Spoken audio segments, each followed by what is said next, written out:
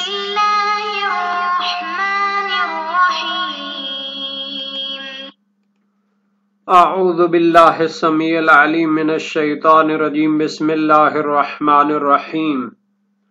ربنا آتنا فی الدنیا حسنۃ وفی الآخرۃ حسنۃ وقنا عذاب النار۔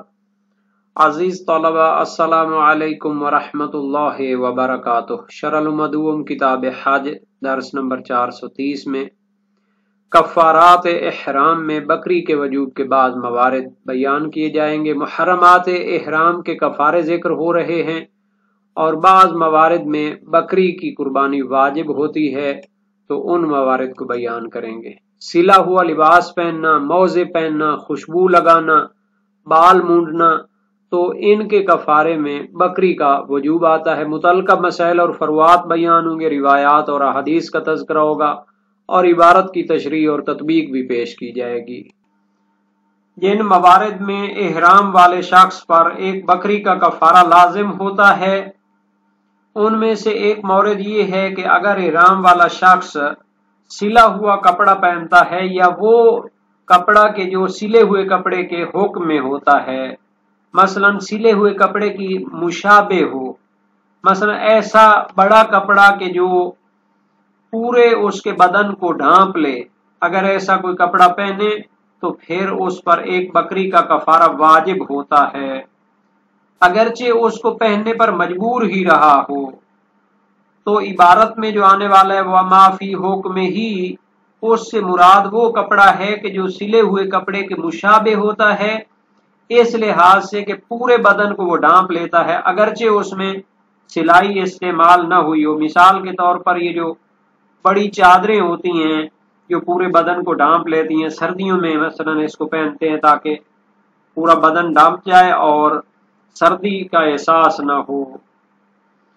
تو محرمات احرام میں بیان ہو چکا ہے کہ سلے ہوئے کپڑے یا اس کے جو مشابہ ہوتے ہیں یہ سب حرام ہوتے ہیں، اور اگر ان کو پہننے پر مجبور بھی ہو تو بھی اس کا کفارہ اس پر آئے گا، اگر وہ مجبور ہوگا تو پھر حرمت نہیں رہے گی۔ تو اب عبارت کو دیکھتے ہیں۔ فرمایا وفی لبس المخیط وما فی حکمہ شاۃ، یعنی سلے ہوئے کپڑے پہنے یا جو کپڑے سلے ہوئے کپڑوں کے حکم میں ہوتے ہیں، خود سلے ہوئے نہیں ہوتے لیکن اس طرح پورے بدن کو ڈھانپ لیتے ہیں جیسے سلے ہوئے کپڑے پورے بدن کو ڈھانپ لیتے ہیں۔ تو اگر کوئی انسان احرام کی حالت میں سلے ہوئے کپڑے پہنے تو اس پر ایک بکری کا کفارہ واجب ہے۔ وَإِنِ اضْطُرَّ، اگرچہ کہ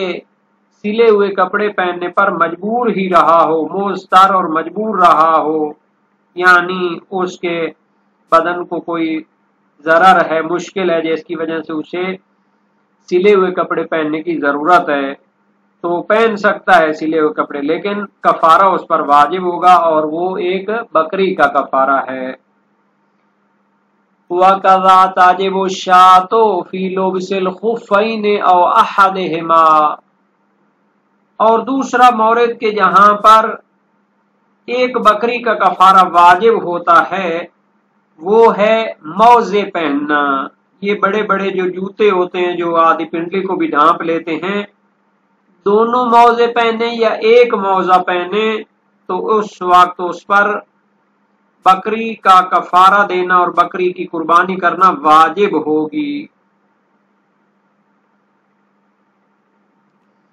اور اسی طرح اگر شمشک نامی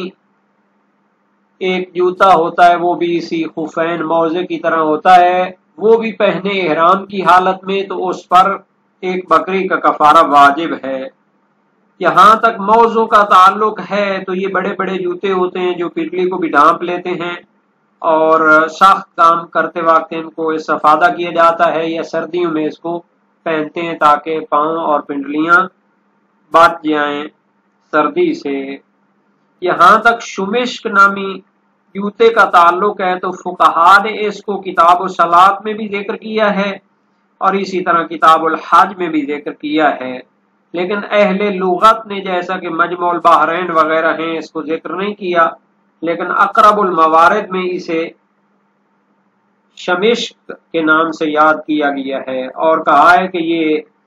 چروائے وغیرہ اس کو پہنتے ہیں۔ جبکہ شہید ثانی نے اپنی کتاب مسالک الافہام فی شرح شرائع الاسلام میں فرمایا ہے کہ اس کو شمشک پڑھنا ہے، جبکہ فاضل ہندی نے کتاب کشف اللثام کی کتاب صلاۃ میں فرمایا شمشک پڑھنا ہے اس کو۔ تو بہرحال یہ چھوٹا چھوٹا اختلاف مختلف لہجوں کے لحاظ سے ہوتا رہتا ہے۔ اور شمشک دراصل ایک چمڑے کے جوتے کو کہتے ہیں کہ جو سخت کاموں کے لیے بنایا جاتا ہے اور اس سے استفادہ کیا جاتا ہے۔ یہ بھی شبیہ اسی خفین اور موزوں کے شبیہ ہوتا ہے۔ تو دوسرا مورد کہ جہاں پر ایک بکری کا کفارہ واجب ہے، یہی موزے پہننا یا شمشک نامی جوتے کو پہننے سے بھی ایک بکری کا کفارہ واجب ہوتا ہے۔ او طیب او حلق الشعر، اسی طرح باقی موارد کے جہاں پر بکری کا کفارہ واجب ہوتا ہے، خوشبو کا استعمال کرنا حرام ہے احرام کی حالت میں، تو اگر احرام کی حالت میں اس سے استفادہ کرتا ہے تو ایک بکری کا کفارہ واجب ہوگا۔ او حلق الشعر، اور اسی طرح سر کے بالوں کے مونڈنے سے بھی کفارہ واجب ہوگا اور وہ ایک بکری کا کفارہ ہوگا۔ وَإِنْ قَلَّ، اگرچہ کہ کچھ حد تک ہی تھوڑے سے حصے کے بال ہی مونڈے تو اس سے کفارہ واجب ہوگا، مع کے اس میں ہی جب نام صادق آتا ہو کہ اس نے احرام کی حالت میں اپنے بالوں کو مونڈا ہے۔ وَقَضَا إِزَالَتُهُ بِنَتْفٍ وَنُورَةٍ وَغَيْرِهِمَا، اور اسی طرح بالوں کو زائل کرنا اکھاڑنے کے ذریعے یا نورہ لگا کر، یہ جو پوڈر وغیرہ جدید چیزیں آئی ہوئی ہیں، وغیرہما، یا اس کے علاوہ دوسرے کسی طریقے سے ان کو کاٹے اور ان کو بالوں کو گرائے تو اس سے کفارہ واجب ہوگا، جیسے کینچی کے ذریعے اس کو کاٹے تو اس کا کفارہ کیا ہوگا؟ ایک بکری دینی پڑے گی۔ یہ چند ایک موارد ہیں کہ جن میں انسان اگر احرام کی حالت میں ارتکاب کرتا ہے تو اس پر کفارہ بکری کا کفارہ واجب ہوتا ہے۔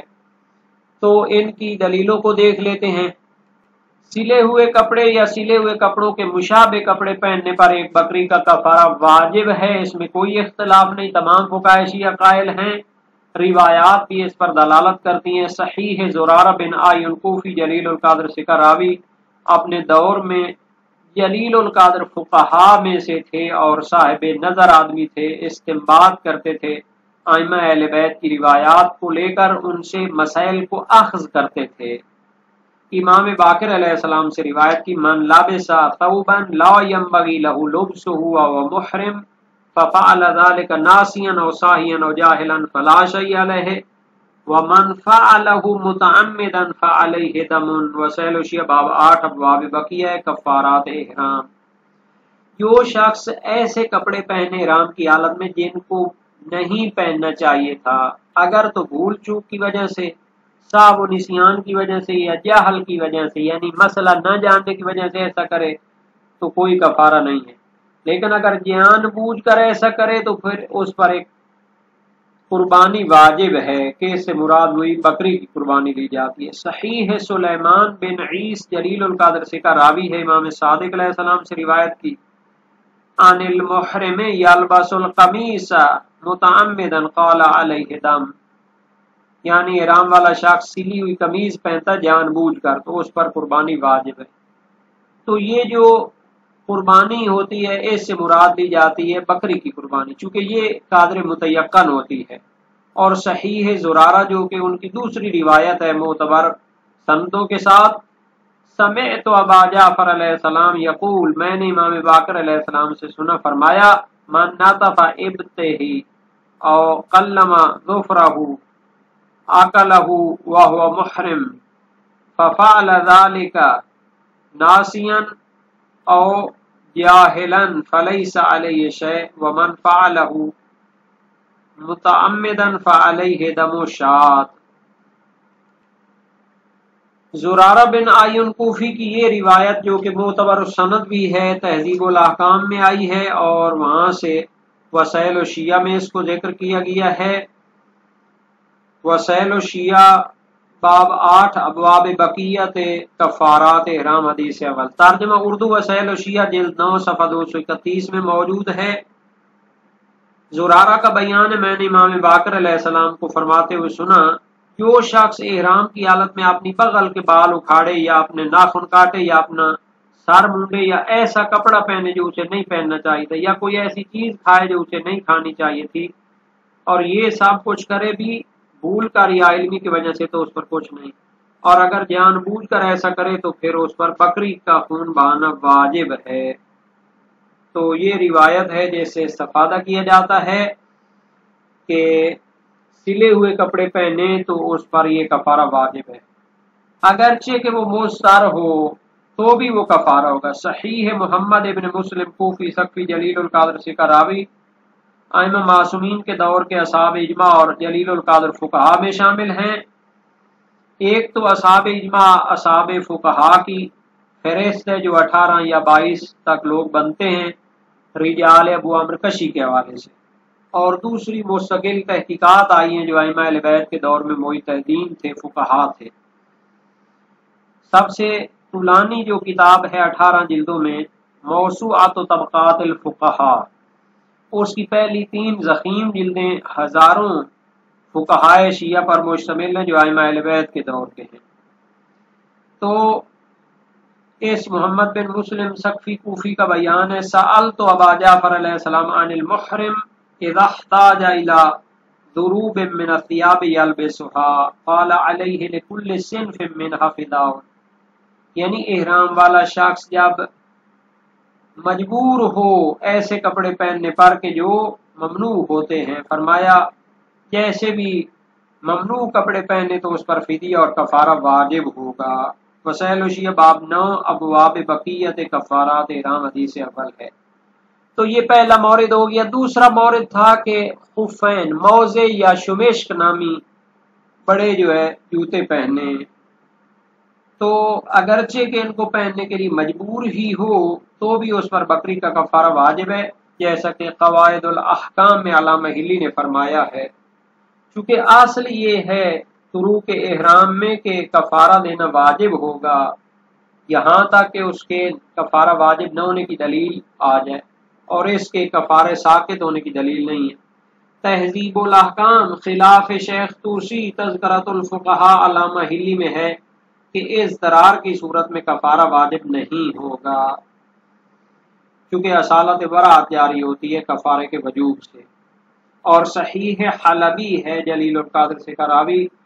گھی فروش تھے حلب میں، اصل میں کوفی تھے، امام صادق علیہ السلام سے روایت کی، ایو محرم حلقت نعلاہ فلم یکن لہ نعلان فلہ ان یلبس الخفین اذا اضطر الی ذلک، کہ جو احرام والا شخص اس کے جوتے ٹوٹ جائیں، ختم ہو جائیں، اور اس کے پاس اور جوتے نہ ہوں تو مجبوری کی حالت میں موزے پہن سکتا ہے۔ والجوربین یلبس ما اذا اضطر الی لبسہما، اور جرابیں بھی پہن سکتا ہے جب مجبوری ہو۔ وسائل الشیعہ باب 51 ابواب طروق الاحرام میں ہے، اور ان روایات میں کفارے کی صراحت نہیں ہے کہ جب اس کے لیے ضرورت اضطرار اور مجبوری ہو تو پھر اس کو جواز کا قول اختیار کیا گیا ہے اور اس کے ساتھ بیان نہیں کیا۔ اگر اس پر کفارہ واجب ہوتا تو مولا اس کو ضرور بیان فرماتے۔ تو بہرحال یہ اختلاف موجود تھا اس مورد میں۔ اب ہم آتے ہیں کہ خوشبو سونگھنے کا کفارہ۔ خوشبو سونگھنا حرام ہوتا ہے احرام کی حالت میں، تو اگر اختیاری حالت میں خوشبو سونگھتا ہے تو اس پر ایک بکری کا کفارہ واجب ہے، اس میں کوئی اختلاف نہیں۔ روایات بھی اس پر دلالت کرتی ہیں۔ صحیح ہے زرارہ امام باقر علیہ السلام سے، من اکل زعفرانا متعمدا او طعاما فی طیب فعلیہ دم وان کان ناسیا فلا شیء علیہ ویستغفر اللہ ویتوب الیہ۔ جو شخص جان بوجھ کر زعفران کھائے احرام کی حالت میں، یا ایسا کھانا کھائے جس میں خوشبو ہو، تو اختیاری صورت میں ایسا کرے تو اس پر ایک قربانی واجب ہے، اور اگر بھول چوک ہو جائے تو کوئی حرج نہیں ہے، اور اللہ تعالیٰ سے استغفار کرے اور ایسا آئندہ ایسا نہ کرے۔ وسائل شیعہ باب 4 ابواب بقیت و کفارات الاحرام حدیث اول، اور انہی زرارہ کی دوسری روایت ہے صحیح و سند، او اکل طعاما لا ينبغي له اکلہ او محرم ففعل ذلك ناسیا او جاہلا فلیس علیہ شیء ومن فعله متعمدا فعلیہ دم شاۃ۔ وسائل شیعہ باب 8 ابواب بقیت احرام کفارات احرام حدیث اول، جو شخص ایسا کھانا کھائے احرام کی حالت میں جس کو کھانا جائز نہیں تھا، اگر بھول چوک کی وجہ سے کرے یا مسئلہ نہ جاننے کی وجہ سے ایسا کرے تو کوئی حرج نہیں، کوئی کفارہ نہیں، اور اگر جان بوجھ کر ایسا کرے تو پھر اس پر بکری کا کفارہ واجب ہے۔ صحیح معاویہ بن عمار ہے، فی محرم کانت به قرحہ فداواہ بدہن بنفسج قال ان کان فعلوا بجہالہ فعلیہ طعام مسکین وان کان تعمد فعلیہ دم شاۃ یحرقہ۔ وسائل شیعہ باب 4 ابواب بقیت و کفارات احرام حدیث پنجم۔ ایک احرام والا شخص ہے، اس کو کوئی زخم یا پھوڑا ہے، بنفشے کے اس تیل سے اس کی علاج کرتا ہے۔ فرمایا اگر تو وہ جاہل ہے، مسئلہ نہیں جانتا، تو پھر مسکین کو کھانا کھلائے، اگر جان بوجھ کر ایسا کرے تو ایک بکری کی قربانی کرے۔ تو ان روایات سے استفادہ ہوتا ہے کہ احرام کی حالت میں خوشبو حرام ہے، استعمال کرنا بھی کھانا بھی، اگرچہ کھانے کے اندر ملا کر اس کو کھایا جائے۔ اسی طرح اس کا سپرے کرنا یا اس کی جو ہے خوشبو لگانا، جس طریقے سے بھی ہو وہ سب حرام ہے، یعنی تیل ملنے کے حوالے سے بھی سب حوالے سے حرام ہے، اور اس پر کفارہ آئے گا۔ آخری مورد جو اس درس میں بیان ہو رہا ہے کہ اس میں بکری واجب ہوتی ہے، حلق شعر۔ اگر احرام کی حالت میں جان بوجھ کر اپنے بالوں کو مونڈتا ہے تو بکری کا کفارہ ہے، یا 6 مساکین کو کھانا کھلانا ہے، ہر مسکین کو 2 مد دینے ہیں، یا 3 دن روزے رکھنے، اس میں تخییر ہے، جیسا کہ اکثر فقہاء شیعہ کا نظریہ ہے۔ اور اس کی دلیل مرسل ہے حریث بن عبداللہ سجستانی بلوچستانی امام صادق علیہ السلام سے، مر رسول اللہ صلی اللہ علیہ وآلہ وسلم علی کعب بن عجرہ والقمل یتناثر من راس و محرم قال له اتؤذیک حوامک۔ نبی اکرم کعب بن عجرہ صحابی کے پاس سے گزرے تو اس کے سر سے